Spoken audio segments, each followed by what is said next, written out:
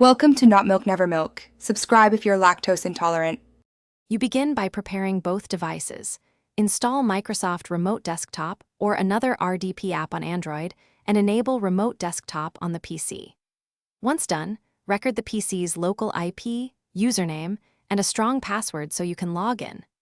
Make sure your Android is on the same Wi-Fi network for initial testing.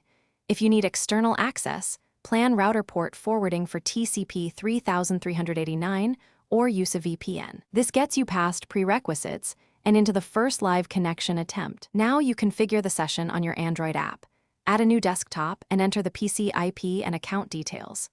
Next, adjust display and input options. Choose resolution, orientation, and whether to forward sound or clipboard to match your phone's performance and battery needs.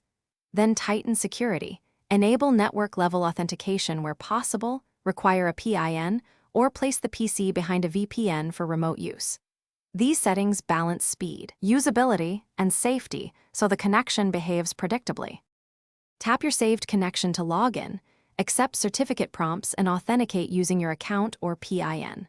Once connected, verify input methods, copy/paste, and file transfer, and tweak performance flags like color depth or frame rate if you notice lag. To finish, sign out cleanly or disconnect from the app. If you can't connect, check the PC IP and firewall rules, ensure port 3389 or alternative is open, confirm credentials, and try a VPN or a different RDP/VNC client. Thanks for watching. If this was helpful, leave a like and consider subscribing. See you next time.